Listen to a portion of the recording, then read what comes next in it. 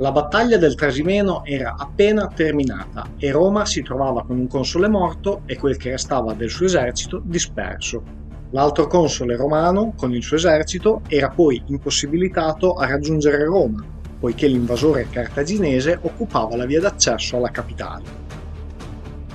Fu quindi in questa situazione che il popolo romano ricorse ad una misura eccezionale e mai adottata in questa modalità: l'elezione attraverso voto popolare di un dittatore senza la nomina da parte di un console. La misura straordinaria assegnò i pieni poteri a Quinto Fabio Massimo, a cui fu affiancato il maestro di cavalleria Minucio Ruffo. Tutto questo mentre Annibale proseguiva la sua marcia verso sud, accampandosi presso Spoleto. Il condottiero, dopo aver devastato la regione, tentò di prendere la città, ma senza successo. Il vittorioso esercito punico, che aveva sbaragliato due armate romane, si trovava così respinto da un presidio minore a difesa di una colonia relativamente piccola. Dopo questo evento Annibale ripiegò verso il Piceno e continuò i saccheggi dei territori fino a Lucera. Il nuovo dittatore romano aveva intuito le difficoltà logistiche puniche. Annibale era infatti in costante ricerca di viveri e nella incapacità di occupare stabilmente una piazzaforte sicura.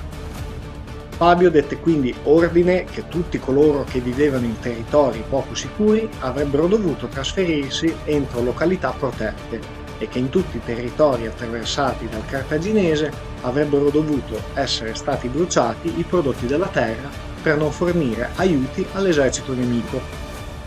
Fabio assunse il comando delle legioni del console sopravvissuto e ne arruolò altre due per rimpolparne gli effettivi e marciò quindi verso l'esercito cartaginese, accampandosi presso Arpi.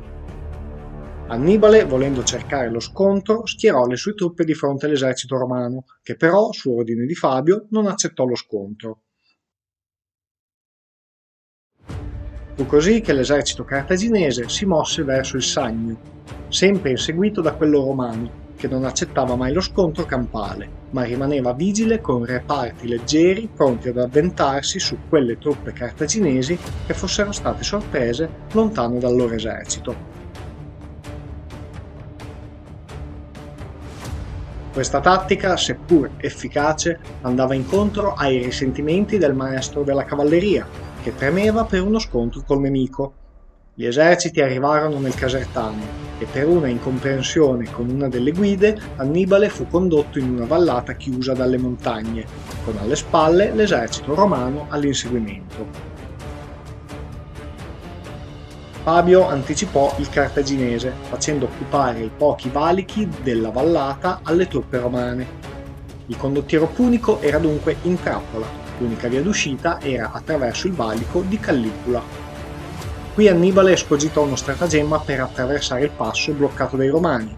Durante la notte radunò una mandria di circa 2000 capi e, agganciate delle torce accese alle corna dei buoi, diresse la mandria verso i passi circostanti con un seguito di armati alla leggera.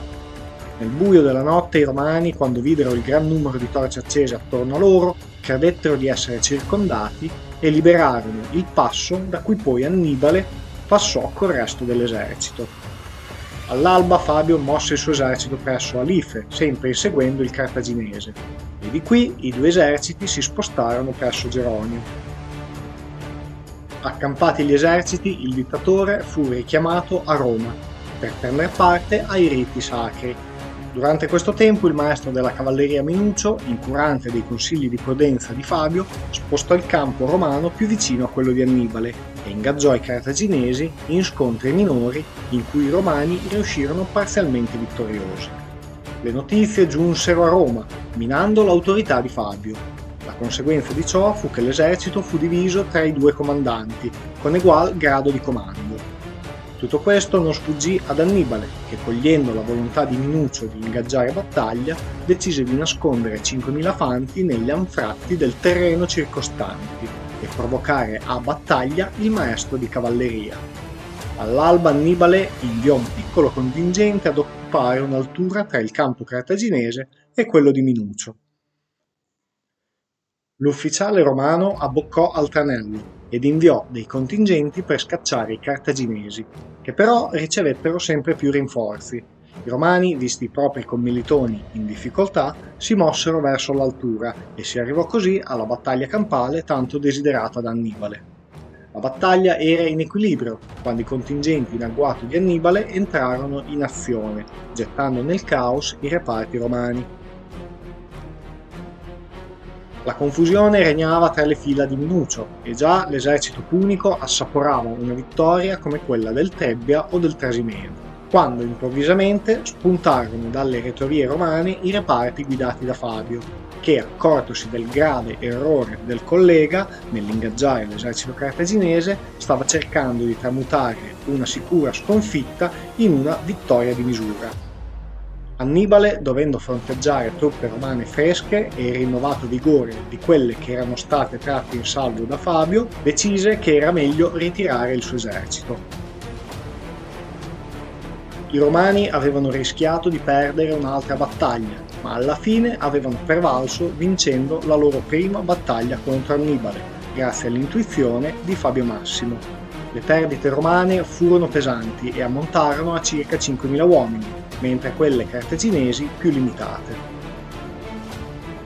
Minucio, dopo l'esito della battaglia, porse i suoi onori a Fabio Massimo, chiamandolo padre, e rinunciò ai propri poteri dittatoriali, rimettendosi al volere del suo salvatore. Fabio Massimo, dal canto suo, non infierì su Minucio e lo confermò come maestro della cavalleria romana.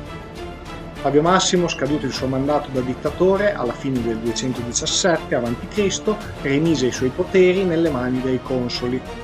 Romani e cartaginesi rimasero così nei propri quartieri invernali, fino a che nel 216 a.C. Annibale decise di muoversi verso la località di Canne in Puglia.